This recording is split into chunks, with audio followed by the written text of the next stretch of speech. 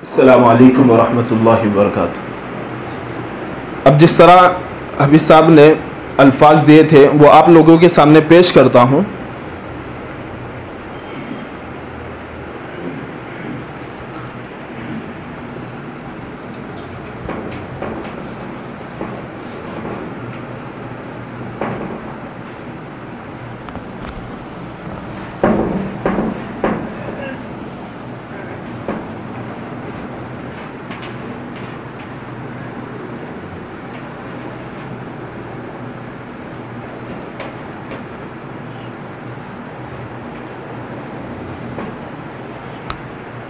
इल्लल अश्क़ा, सूरह लैल में ला यस्लाहा इल्लल अश्क़ा, हालांकि ऊपर ज़बर लिखा जाता है लेकिन खड़ा ज़बर उसको पढ़ते हैं। जब आप कुरान में देखेंगे, नज़र दौड़ाएंगे तो उसमें ज़बर लिखा जाता है, अल अश्क़ा पर ज़बर लिखा जाता है लेकिन हम पढ़ते हैं खड़ा ज़बर। इसकी क्या वजह है?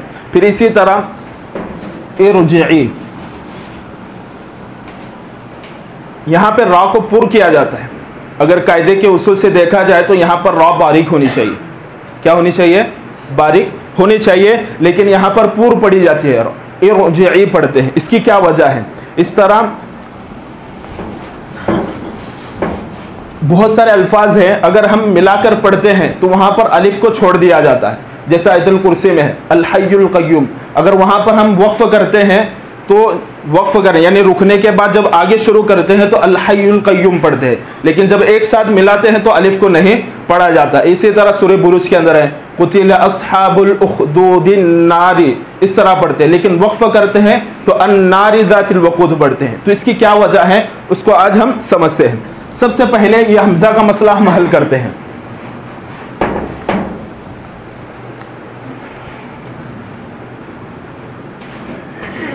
ये जो हमज़ा है इसके दो नाम हैं, इसके दो किस्में हैं।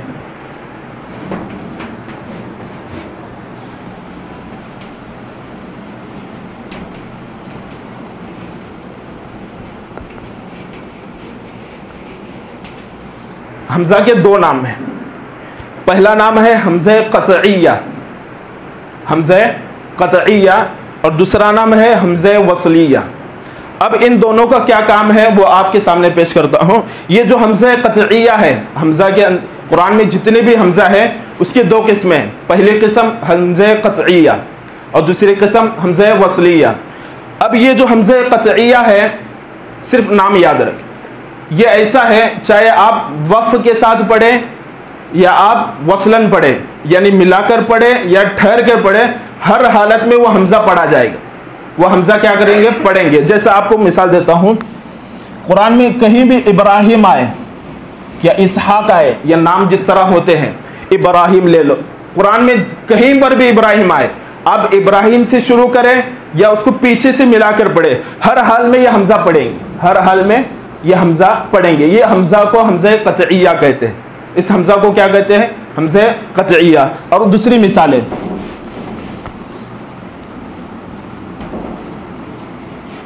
इज़ क़ाला, यानी जिस तरह ये इज़ आता है फिर इसी तरह अंत आता है, ऊपर लिखोगे ये नाम याद रहेगा, हमज़ा क़तइया और हमज़ा वस्लिया। हम जो समझ रहे हैं हमज़ा क़तइया को, वो हमज़ा जो हर वक्त पढ़ा जाएगा, जब भी हम उसको पढ़ेंगे चाहे उसको मिलाकर पढ़ रहे हैं या वहीं से शुरू कर रहे हैं, हर हालत में उसको पढ़ेंगे, उसको हमज़ा क़तइया कहते हैं। जैसे कुरान में आता है इज़ क़ाला इब्राहीम, इज़ क़ाला पढ़ते हैं, तो ये जो इज़ के अंदर जो हमज़ा है ना, इज़ के अंदर ये जो हमज़ा है ये हमज़ा क़तइया है, इसको हमेशा पढ़ेंगे। फिर इसी तरह अंत वगैरह होता है ना, इस तरह अंत लिखा जाता है, अंत पढ़ते, तो इसको जो हमज़ा है ना यहाँ पे, इसको हर हालत में पढ़ेंगे। इसको क्या करेंगे? हर हाल में पढ़ेंगे। इसको क्या करेंगे? इसको छोड़ेंगे नहीं है, तो उसको हमज़ा क़तइया कहते हैं। इसको क्या कहते हैं? हमज़ा क़तइया। लेकिन ये जो हमज़ा वस्लिया है, दूसरा जो हमज़ा है, अगर हम उसको मिलाकर पढ़ते हैं, अगर हम पीछे से इसको मिलाकर पढ़ते हैं तो वो हमज़ा को छोड़ दिया जाता है, लेकिन वहीं से शुरू करते हैं तो उस हमज़ा को पढ़ेंगे। उसकी मिसाल देता हूं ताकि आफियत के साथ, आसानी के साथ समझ में आए।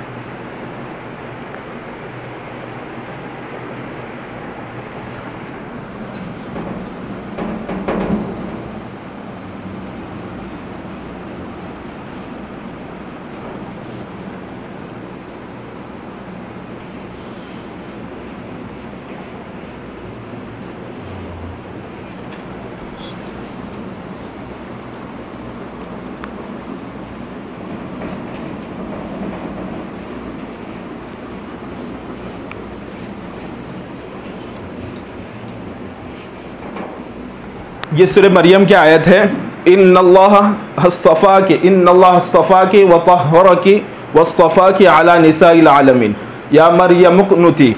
अब यहाँ पर ले लो, अब ये जो हमज़ा है इन्नल्लाह में, ये हमज़े क़तइया है, ये हमज़े क्या है, क़तइया है। अब हम फोकस करेंगे इसके ऊपर, इन्नल्लाह हस्तफ़ाकी। यहाँ पर देखो हमज़ा लिखा हुआ है, आप सबको नज़र आ रहा होगा, अल्लाह लफ्ज़ अल्लाह के बाद यहाँ पर हमज़ा लिखा हुआ है, इन्नल्लाह हस्तफ़ाकी।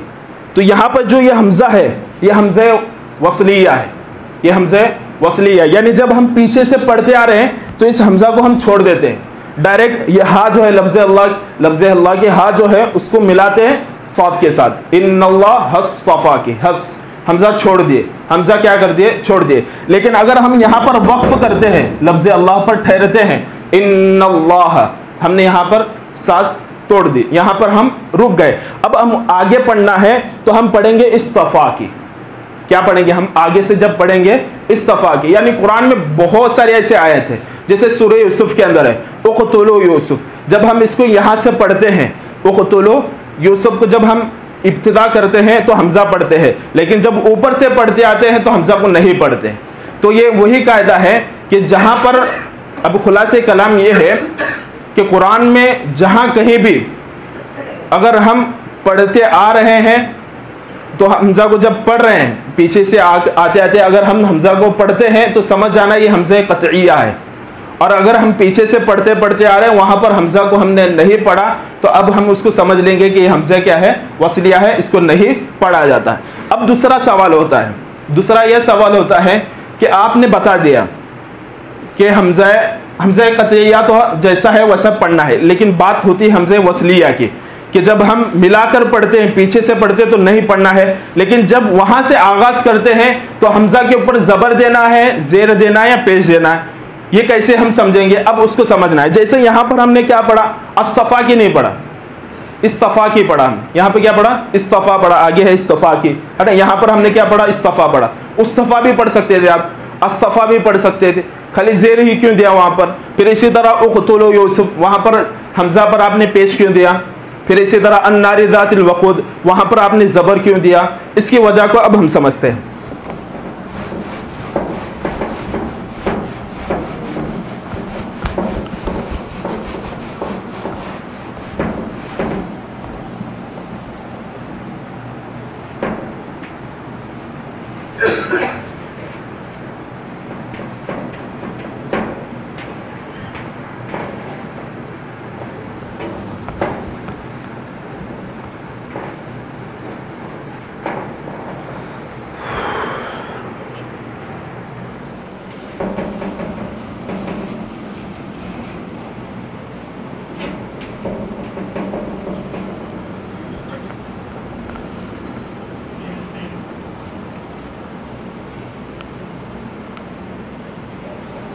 ये दो मिसालें लें।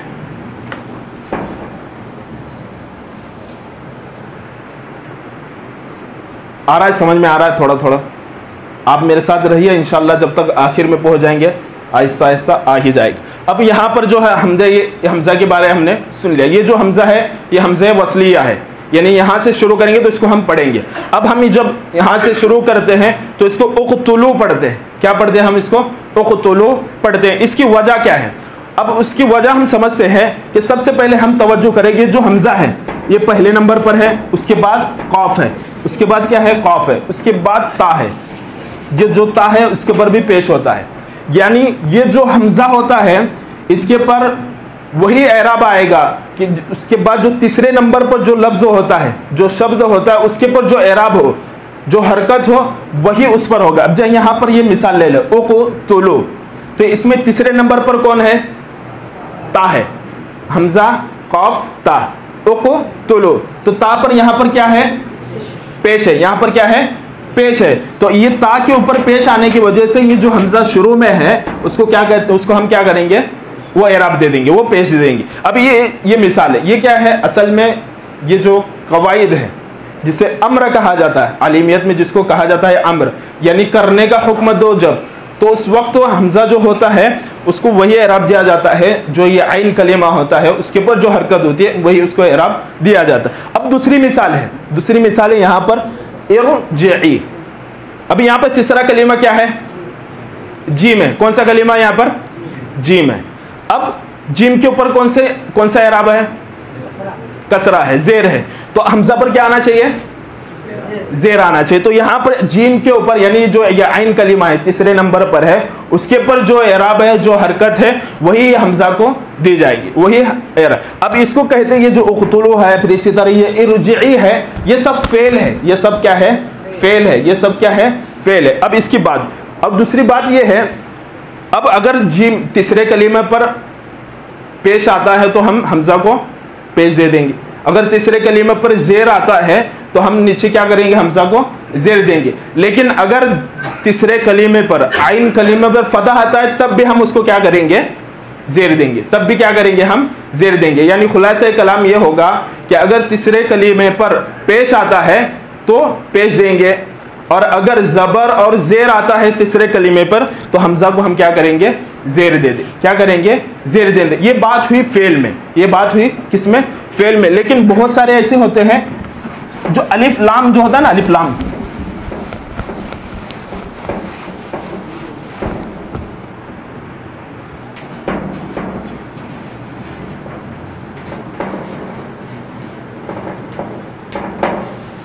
अल हय्युल क़य्यूम, फिर इसी तरह अन्नारि ज़ातिल वक़ूद,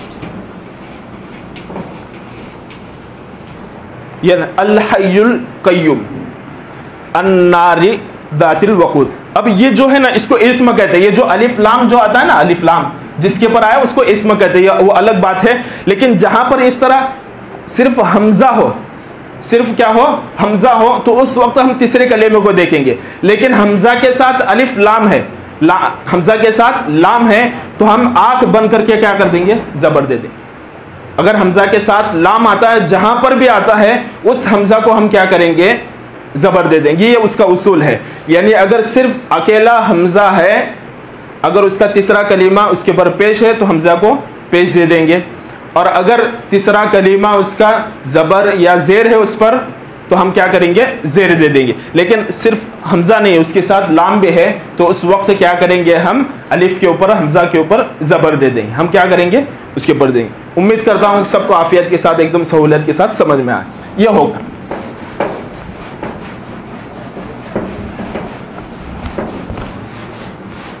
अब उसके बाद दूसरा उन्होंने जो सवाल दिया था वो था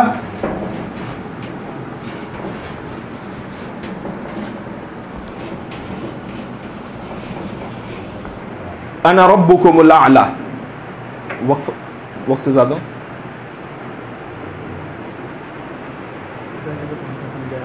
हमजा जो अलिफ लाम दे पढ़ते हैं, अल हय्युल क़य्यूम, अन्नारि ज़ातिल।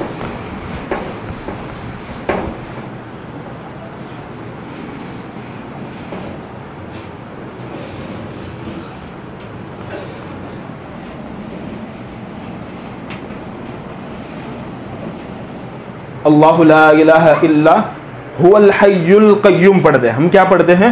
हुवल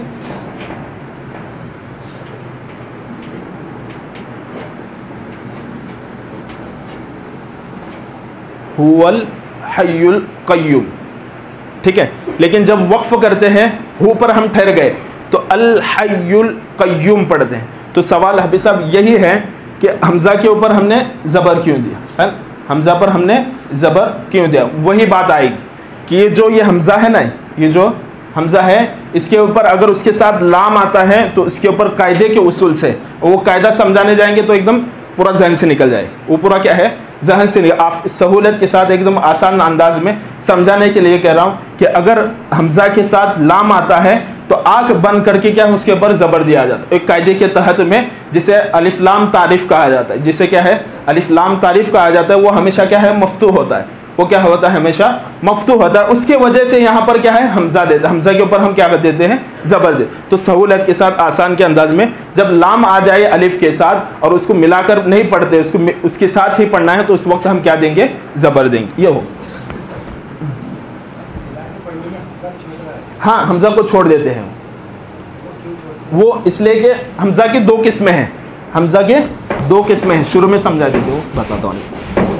हमज़े क़तइया, हमज़ा वसलिया, ये हमज़ा की दो किस्में हमने पढ़ लिए थे।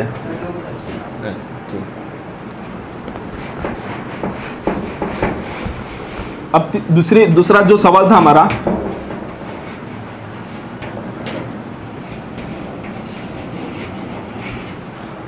अना रब्बुकुमुल आला, कुरान में नून के साथ अलिफ लिखा जाता है, कुरान में नून के साथ अलिफ लिखा जाता है, लेकिन हम पढ़ते नहीं, अना रब्बुकुमुल आला नहीं पढ़ते, हम अना रब्बुकुमुल आला पढ़ते। हम क्या पढ़ते हैं? अना रब्बुकुमुल आला। अब उसकी वजह हम समझते हैं। आ रहा है समझ में? जो पीछे हजरात बैठे हुए है, साथ में हैं, नहीं तो ऐसा नहीं हम आगे चल रहे हैं आप पीछे है, साथ में हाफिज आमिर साहब। अब हम उसको समझते हैं। ये जो इस तरह के जो अल्फाज हैं, ये जो अना रब्बुकुमुल आला, ये जो ना जो है, ये इसको कहते हैं अरबी के अंदर ज़मीर। हमारे बहुत सारे असातिज़ा अगर हम ऑनलाइन पढ़ते हैं, उनको अच्छी तरह समझ में आ रहा होगा। इसे कहते हैं ज़मीर, इसे कहते हैं ज़मीर। और एक दो जमात है, नहव के अंदर दो जमात है। जिस तरह हम फ़िक़ह के अंदर चार इमाम है, कहते हैं ना, इमाम अबू हनीफ़ा वगैरह, इस तरह के हम इमाम का नाम गिनवाते हैं। इसी तरह नहव के अंदर ये जो नहव पढ़ते हैं, उसके अंदर भी दो इमाम हैं, जिसे कोफ़ियीन कहते हैं, बसरीयीन कहते हैं। जिसे क्या कहते हैं? कोफ़ियीन, बसरीयीन, ये दो जमात। उसमें से एक जो जमात है वो कहते हैं कि जो अलिफ, नून और ये अलिफ, ये जो है, उसमें से ये जो आखिर का जो अलिफ है ना, वो नकली है, वो असली नहीं बोलते उन्हें। वो क्या बोलते हैं? वो नकली है, वो असली नहीं है। असली जो है सिर्फ ये अलिफ और ये नून है, लेकिन उसको लिखा जाता है, उसको लिखा जाता है। ये ज़मीर है, ये क्या है? ज़मीर है। और इसी तरह कुरान के अंदर इन करके बहुत सारे ऐसी चीज़ें आते हैं, इन करके कुरान में इन करके बहुत सारे अल्फाज आते हैं, उन्हें नासिबा कहा जाता है। उन्हें क्या कहा जाता है? नासिबा। ये थोड़ा मुश्किल है, साथ में रहेंगे तो अच्छा समझ में आए। अब वो कहते हैं कि ये जो अलिफ आपको पढ़ना नहीं है, फिर आप लिखते क्यों हैं उसको? आप क्या है कुरान में जो पढ़ रहे हैं, अना रब्बुकुमुल आला, यानी इसको ना पढ़ रहे हैं, तो ये अलिफ को पढ़ना ही नहीं है। पहली बात कि ये आप अलिफ को पढ़ते क्यों नहीं? तो उन्होंने जवाब दिया, ये हैच नहीं, ये हैच नहीं, असल में जो है ना ना है, असल में क्या है? अना है। फिर दूसरा सवाल होगा, फिर आपने लिखा क्यों उसको? आपने उसको लिखा क्यों है? तो वो जवाब देते हैं, हमने इसको लिखा इसलिए है कि ये ना और ये ना, ये दोनों में फर्क हो जाए, ये दोनों में क्या हो जाए? फर्क हो जाए, दोनों में क्या हो जाए? फर्क हो जाए। इसके वजह से हम यहाँ पर अलिफ लिखते हैं। फर्क किस तरह हो जाए? आपको थोड़ा यहाँ पर एक लफ्ज इस्तेमाल कर बगैर आगे नहीं जा सकता। ये ज़मीर है, ये क्या है? ज़मीर है। और ये हुरूफ है, ये क्या है? अन जो है ये हुरूफ है। तो ये ज़मीर और हुरूफ के दरमियान फ़र्क करने की वजह से ये अलिफ लिखा जाता है। ये दोनों के अंदर फ़र्क करने की वजह से हम क्या कर रहे हैं? यहाँ पर अलिफ लिख रहे हैं। तो इसका खुलासे कलाम ये है कि जो कुरान के अंदर अना रब्बुकुमुल आला, इस तरह के जो अल्फाज है, उसमें जो अलिफ है, दूसरा वाला जो अलिफ है, उसको सिर्फ लिखा जाएगा दूसरे के दरमियान फ़र्क करने के वजह से, लेकिन असल में है वो क्या? ना है। इतनी बात क्या हो गई? ये हो। अब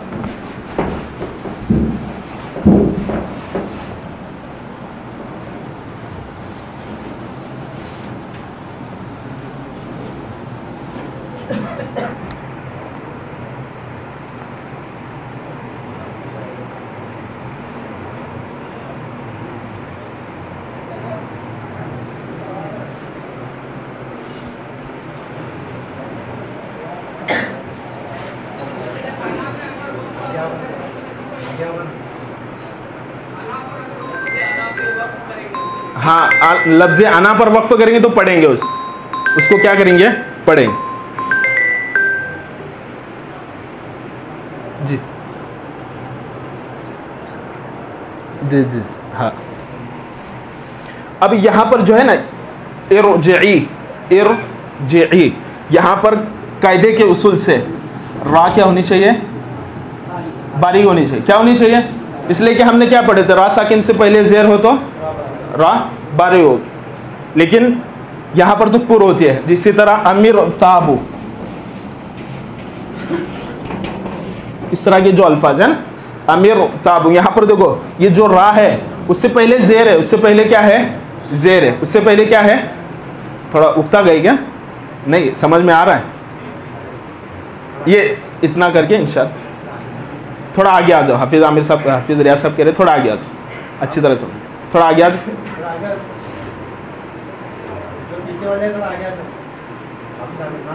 हाफिज़ आमिर साहब,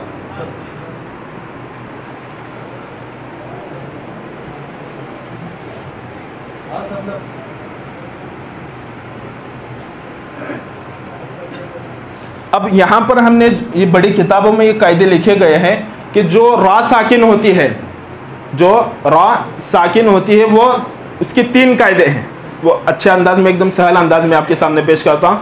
उस वक्त ही बारीक होगी, यानी रा साकिन है और उससे पहले क्या है, ज़ेर है। अगर उससे पहले ज़ेर है तो वो रा उस वक्त बारीक होगी जब उसमें 3 चीज़ें पाई जाए। सबसे पहली चीज़ है कि रा साकिन से पहले जो ज़ेर होता है, जो ज़ेर हो वो असली हो, वो क्या हो, असली हो, उस वक्त रा बारीक होगी। जैसा उसकी दूसरी मिसाल देता हूँ।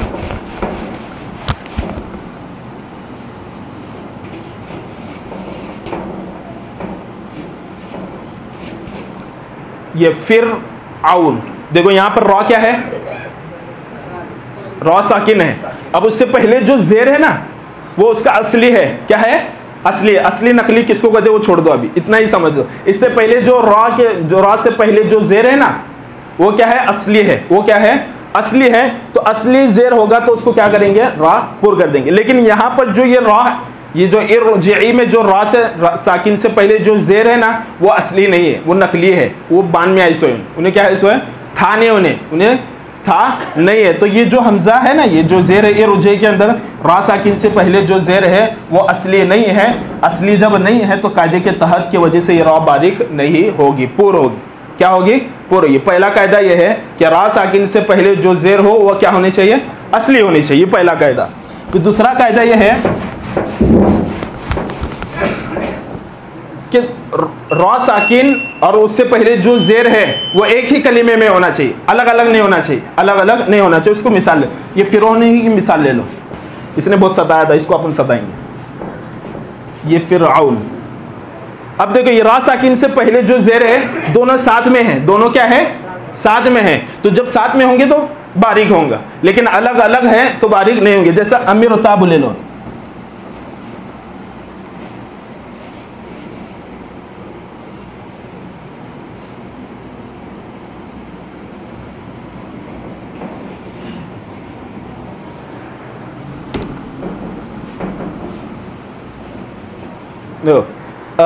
मिरताबु। अब यहाँ पर जो रॉ साकिन है ना और ये ज़ेर, उसके बीच में कौन आया, ये हमजा आया, इन्हें आया, बीच में क्या आया, ये हमजा आया, जिसकी वजह से दोनों क्या हो गए, अलग हुए। तो फिरौन के अंदर देखो ये रॉ और उससे पहले ज़ेर, उसके बीच में कौन था, गया, कौन भी नहीं है। तो क्या समझने का, दोनों एक साथ है। लेकिन यहाँ पर रॉ और ये ज़ेर के बीच में हमजा आ गया, जिसके अंदर फासला होगा, दोनों के अंदर क्या होगा, दोनों के अंदर फासला होगा, दोनों अलग हुए, जिसकी वजह से अब यहाँ पर रा को हम क्या करेंगे, पूर पढ़ेंगे, पूर पढ़ेंगे। और तीसरा उसूल ये है कि रा साकिन के बाद हुरूफ मुस्सालिया के कोई हुरूफ ना हो, जो अपन कायदे में पढ़ते हैं। हुरूफ मुस्सालिया के बाद अगर कोई हुरूफ आता है तो रा क्या होती है, पूर होती है। तो ये 3 ये है उसके उसूल कि सबसे पहले जो रा साकिन है उससे पहले जो ज़ेर है वो असली होना चाहिए और दोनों एक साथ होना चाहिए, और उसके बाद हुरूफ मुस्सालिया के कोई हुरूफ नहीं आना चाहिए। बस आइंदा इसके बाद का जो भी होगा इंशाअल्लाह। वाखिर दावाना अल्हम्दुलिल्लाह।